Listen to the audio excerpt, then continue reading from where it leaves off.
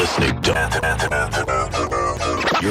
to Opie. I was in Arizona once, and I stopped at a gas station that's also a Nathan's Hot Dogs and Subway. Wow, in Arizona. Subway, Dunkin' Donuts, Baskin Robbins, 7-Eleven store. You're listening to Anthony on the Virus, Sirius XM. Everybody really, Wall Street really convinced that things are turning around. I was hearing on the radio once that Warren Buffett is buying stocks, because his whole philosophy is, what is it? Be comfortable when others panic and panic when others are comfortable, something like that. So, he's going, hey, good time to buy everybody. And then 2 days later it said Warren Buffett had his worst year ever and he's really worried. Yeah.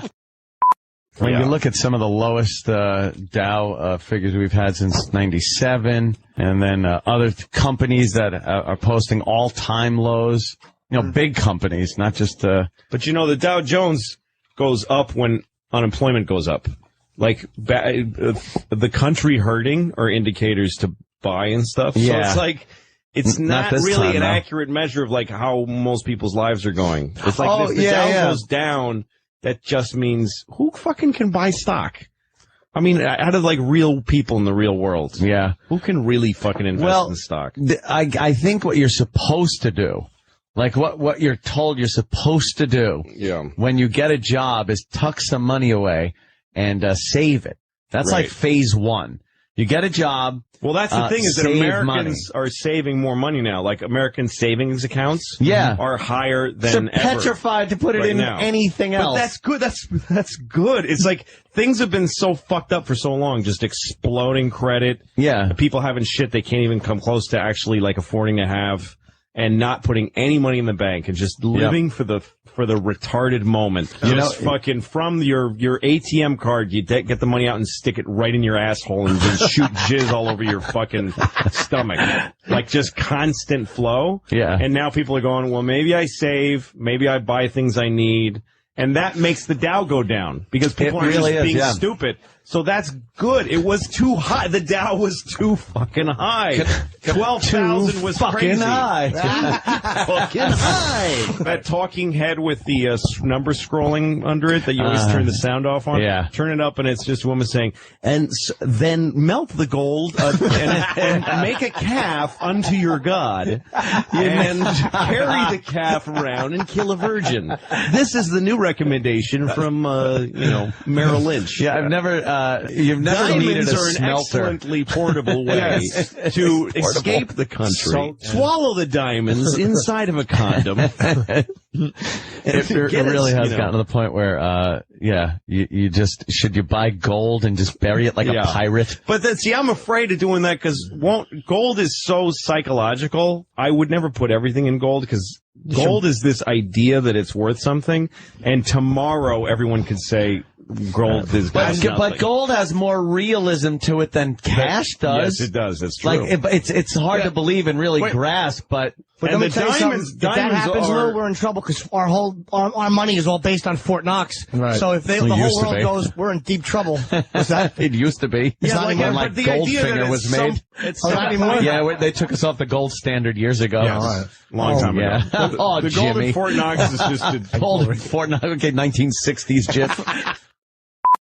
The beers, they actually don't have a office in America because they're illegal, because they're such criminals. Right. Literally, human rights. They're not allowed here. It's just awful. It's not because of that. Their practices, economically, there are way more diamonds than there are fucking rocks in your backyard, in your gravel driveway. There are but the De Beers company hoards them. They use these fucking cartels and armies and stuff and warlords. Really? They hoard diamonds. They have a massive load of diamonds, and they control the price by meeting it out how much they want to. And then every time a competitor starts making diamonds, they kill them. They flood the market with diamonds and lower the value of it. And then aren't they then so that company beautiful goes and down. sparkly? Yeah, but they're common. They're fucking common. They are. They're not that. And if the De Beers company tomorrow could say diamonds are worth fucking Starburst fruit chews. Well, so don't buy those. Yeah. Where are they based out of? My mother's concept. No, Jesus. I don't know. That must be a huge company. You just whether it is massive. I just did some research that says that there's more of a man-made shortage about diamonds than there is a natural one. The distribution of the number of diamonds put on the market each year is very regulated, and there are enough diamonds to give each man, woman, and child in the U.S. a whole cupful. Yes. A whole cupful? Wow, 2 countries, 1 cup. Here those ribs, you. It's kind of like OPEC. So, they take the oil and say, well, we're just not going to pump as much out. Except for oil is a resource that's used. If you are... They're a girl's best friend, I hear. Yeah, because girls are cunts and they don't care who dies for their fucking sparkles. Yes. That's actually too long for the slogan, but I like it. I like that. That's little slug line. That's nice. I would love to know, mention the guy who runs it. Who runs that company? I don't know. It's How a fucking family. Powerful is that? Hitler. Headquarters are in South Africa. I knew that. Money isn't a thing. Grow a garden. There's one of those financial shows, and they're all talking this round table. Yeah. And they're going, well, this isn't. They're just knocking down everything. Oh, how about GE? Not so good. And I can just keep knocking them all down. Could and take then a while. finally, the guy goes to the big expert, what's the thing then? And the guy goes, stick some cash in your mattress.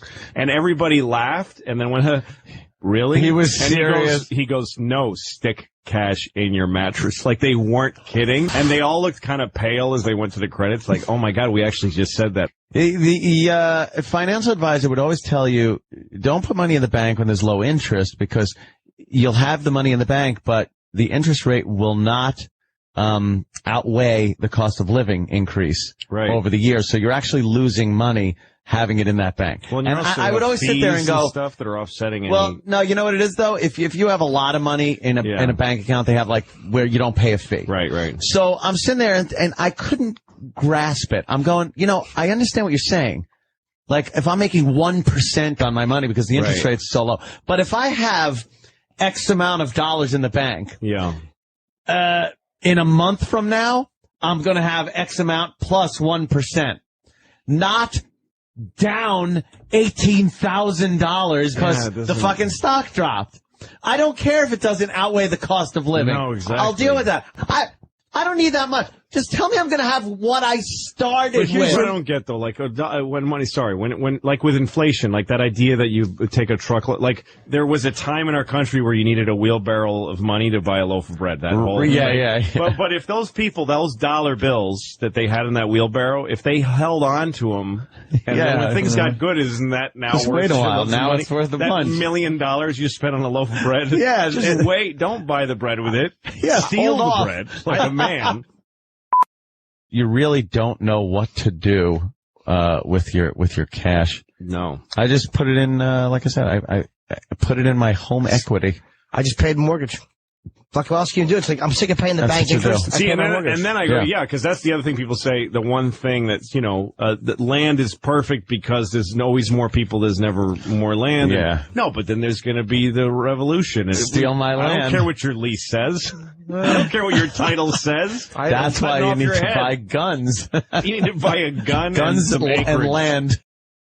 The thing is, it's another reason, again, why it's good that this shit's happening, because you can't keep getting more, this idea of wealth that's not based on, hey, we just found more stuff in America and we're selling it to other places. It's just we're selling each other experience and orgasms and just trading money to the point where there's just money that's not based in anything. It's not based on some gold. Yeah. It's not based on that we're carting more fucking oats to China. It's this, we're selling our debt to China. That's our big, that thing that people say now that's our biggest export is debt. Outstrips by far any cars we make or any steel. Yeah, we sell in debt. It's the biggest thing that we sell is buy some of our debt, and now we owe you the money instead of we owe you Bank money of America. plus. Yeah, so that's plus what interest. Why wouldn't that crumble? Why wouldn't that stop and go like, well, there's not more stuff? Because we have atom bombs. Like, that's what I mean. No, I know, but we inside, have atom bombs. It's not going to be an invasion. It's an implosion. It's just that we don't have the fucking resources or even the education. No, or I think eventually or the talents or to the sustain all this wherewithal. shit. Wherewithal, Jimmy. I think Thank you. eventually we'll just say, we're not paying you back. and then if you argue with it, we will just drop huge bombs on you. That's fine, but we don't have anything to give each other anymore. At some point, you tap out. Come up with a widget. It's just widgets. They're just fake things. We're just trading widgets for paper. I was in Arizona once, and I stopped at a gas station that's also a Nathan's Hot Dogs. And this pasty, skinny, malformed white American kid with like chunks out of his hair, like he just cut his own hair like he was brushing it in the morning just to keep the length down. You know, I just pictured him looking in the mirror, half asleep, like literally just using scissors like they're a comb. Yeah. And then he's selling a fucking Subway sandwich to a dude that's him. There's no difference between the two guys. He made it for him. They're just both sleepy. Can you put onions on it? And he goes, yeah, these onions? Yeah, okay. And then I looked at them. I'm like, why don't you just eat it? Who cares which one he eats it? Who cares which one he eats it? Just looking at each other glassy-eyed, making consumer choices to each other. You're listening to Anthony. There's a great story on NPR that tells the entire story, like from fucking front to finish. It was this long thing they played. Of course. Is it a bad time? Investments now, it's like, what do you buy into? Like, I invested, there's a company, and what they do is they go to people's homes, and they do oil paintings of you and your family, and the paintings are about $8,000. And this company's like $300 a share. And I think that in an economic crisis, people want oil paintings of themselves for their families. And they go, what a wise investment during these tough times to come and paint oil paintings of them. You know what? There is the story about this painter I saw on I think it was on 60 Minutes. This guy who's an American painter, and he paints just shitty landscapes like you see like in a hotel lobby. Yeah. But he became hot as a painter. Like people just really dig him. This is to me like a great example of what is wrong with the whole fucking world, country, really.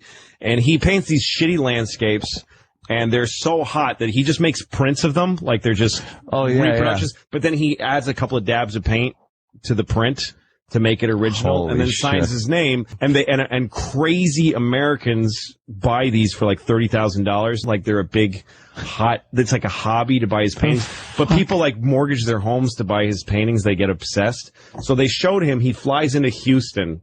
In a private jet and goes to this big hall, and it looks like a EST meeting or something. It's thousands of people, like he's God, and he's got a headset, you know, like Garth Brooks. Like he's kind of like a Garth Brooksy cowboyish kind of guy. I'm a painter, man. Watch this shit.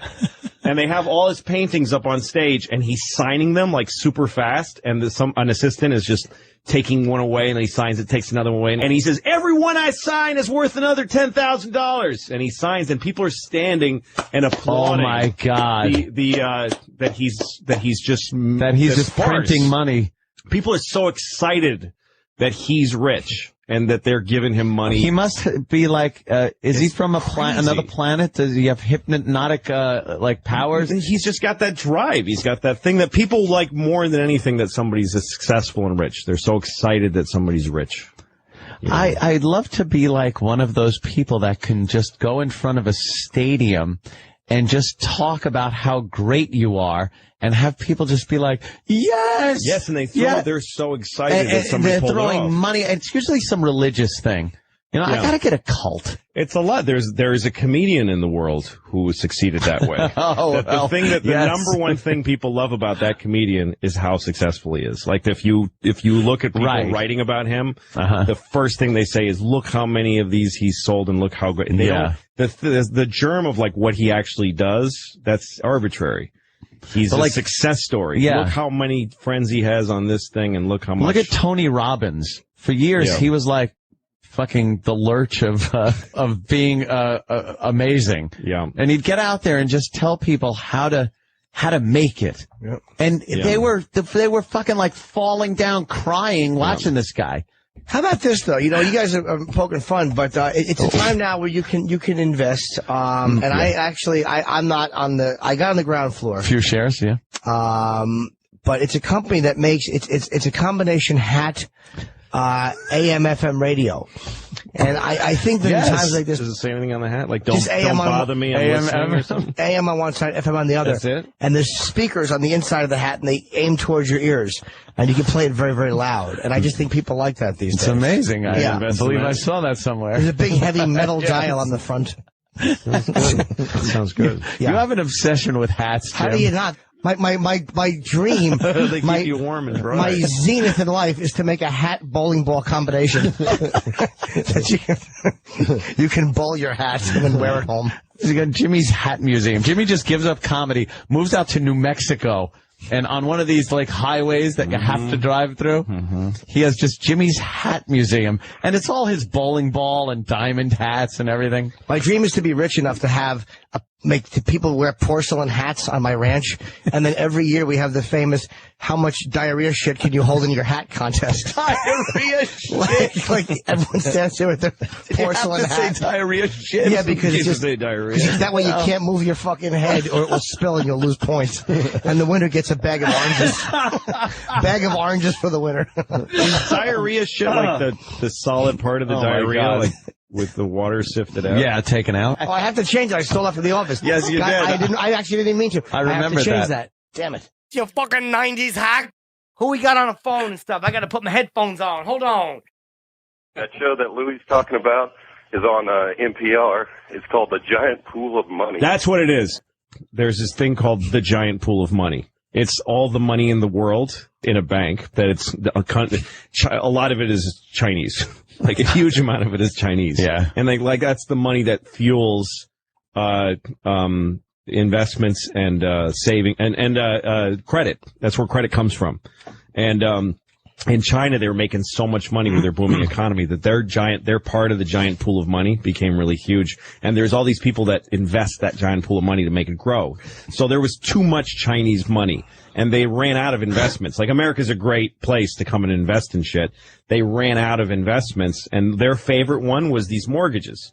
Where people, this is how all this shit started. Yeah. So they started going to mortgage companies and saying, we want in more. We want more, go give away more money for us to loan out. And the mortgage companies went, we just don't have any more qualified, lenders. Fuck qualified! Yes, just go get us more money. So they lowered the standards a little bit and then they go to Congress and juice up those people and they stay way, way close to the limits. And then they find a way to take some, like, there's a few fucked up loans, but they bundle them with good loans. Yeah. And then they sell them. So you're selling a package that has an average, default risk of whatever, 10 or whatever it is. But there's like a couple of ones in there.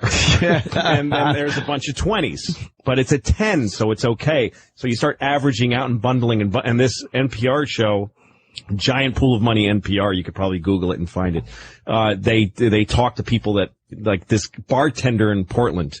He was a bartender and one of his customers he served drinks to once a day said, hey man, I don't have enough people in my office to give away these loans. Do you want to just come work for me? And like 3 months later, that bartender has a Porsche and a mansion just because he's just bundling shit loans with good loans and then selling them to somebody who then bundles those averages even more to the point where nobody knows. And now no one can untangle the bad from the good loans. Yeah, yeah. And after a while, they're giving people loans and they say like, how much money do you make a year? And the guy goes, 20, say 30. 30,000. Okay, can you prove that you make that? No. It's okay. Yeah, give me a phone bill. Right. They get a fax like every day saying these are the new standards for loans. And it would say like, here's how much the person has to earn and here's how provable it has to be. Yeah. You need this much proof. You need a tax return. You need, to call the employee and then go check out their thing. And that went down to, you don't have to call the employee anymore. You just need a tax return. Well, you can use an old tax return. Yeah, we don't care. It has to be 2 years old. It has to be 3 years old. And then finally, somebody started getting faxes that said, verification of income, don't need it. Don't buy a it. house. If they say they make, all they have to do is say they make this much. And so that's when how did this bad burst? Because I had trouble getting a loan. My credit was kind of looking up for comics. It's weird. I guess about 3 years ago, I was only able to get one through one place. You had like a couple outstanding phone bills. Like bullshit will ruin your credit. So when did this happen? Well, you remember it was after I bought ago, too. We bought right at the height of the price of the fucking real estate price bubble. Well, a few years ago, there was like a credit crisis, but it didn't touch anybody yet, so nobody paid attention. That's where there was like a huge earth tremor financially that happened a bunch of times. Nobody did anything about it. And it corroded and corroded. So all of that money, though, that was what was fueling like AIG insurance companies. Yeah. And the thing that people don't understand is that an insurance company doesn't just sell insurance and then get the money. They take the money that they make on insurance and they invest in these loans, and they invest that money. Those loans were such good money and such a good payback that that's why companies that have nothing to do with everyone credit, wanted a piece of they're all folding. Yeah. Put on NPR. Just fucking turn off your Twitter. Just fucking listen for 10 minutes and you'll completely understand. I think everybody was under the impression that you went to the bank, you got a loan. Yeah. The bank took its money, gave it to you, you bought what you wanted, and then paid the bank back with interest. Right. And then if you defaulted, the bank took your house, sold it or whatever, end of story. If you paid it, then you paid it, and the bank had other people do this. People were not under the impression that the bank would then take a bunch of their loans that they made and sell them off. Yeah, no, that's why when you pay your loan, a lot of times when you're paying off your mortgage, it keeps changing. Yeah. It's like, wait a minute. They're selling your credit to somebody else. I was like, wait, this wasn't the mortgage company I started with. And it's getting further and further away from the person that actually loaned you the money. Right. And it's obscuring how much of a risk you were when you because what are they checking the records of everybody? No. Back who's it? Is this we'll buy up this loan, but I want to know who it is. They're looking here's at an a package. average number. The average is a shitload of people in here, and the average is this percent. Okay, we don't care who's in there. No, and there are still banks in America that are small neighborhood banks that literally they balance how their community is doing, and they actually know who they're loaning to. Yeah, but those are the ones that all of a sudden the doors shut and you can't get your money out. Those are like, wait a minute, look, so is Bob's bank. It's in his cab and it's in his house. No, your money's not here. Like not actually here in a vault. Wait, how is let me ask you, how is this selling of loans legal? Like I mean bundling, what the fuck is it? It's legal because it's lucrative, and people with money have the ear of the fucking politicians to make the laws. That's the whole thing. Mm-hmm. That's entirely why. It's so funny to me because fucking Bobby Jindal was that guy that talked after the president. Get off of America's backs, and then 2 seconds later they go, and we've got to punish those people that did all these terrible things. Yeah. That's why they did them, because there was no regulation. You fucking. But because Americans can do anything, which based on that phrase, they fuck people. They take their shit away. Yeah. The way I look at it is like we can't win all the time. So you need a president who knows how to, I think he's going to be better at being president during a hard time. I think people are looking at I have different expectations. Apparently he's throwing some pretty good parties. I don't think he's going to keep us at this crazy, unsustainable level of consumer happiness. We're going to shit the bed, but I'd rather have him president when we're shitting the bed. Oh, believe me, so would I. Than some fucking red-cheeked Republican that doesn't give a fuck about hurting people. How come I have the same opinion on that as you do? I want to have this guy in office when everything comes falling down. Because then in 4 years he'll be like, fuck this guy. For totally different reasons. Mr. Scapegoat. Americans are like Yankees fans. The New York Yankees, I liked the Yankees in '94. I did too. Era, because shut up, fucking liar. That they built a team and then they won a bunch of World Series with these like storied guys. Yeah. But the way that you should let it go is then the guys get old and they retire and new young guys come up and the team is new and awkward. So you take a back seat. You become number 2 or 3 for a while and then you get to watch that team build organically and become winners again. Cool. The Yankee fans go, no, they're the champs. So they go and they spend all this fucking money. They let all their young talent go and spend money on these steroid pumped retards that cost billions of dollars, and they lose. Why are we losing? Because you have no fucking patience. Because you couldn't take 1 year off. Don't blame the fans. You want to be number 1 every year. You can't go number 2 for 1 year in order to stage a number 1 comeback. You can't handle it. And that's what Americans are like. Like, maybe we're not number 1 for a little while. Let's go make some more shit. come back and sell it and be number one again. Sirius XM, the virus. You're listening to Anthony.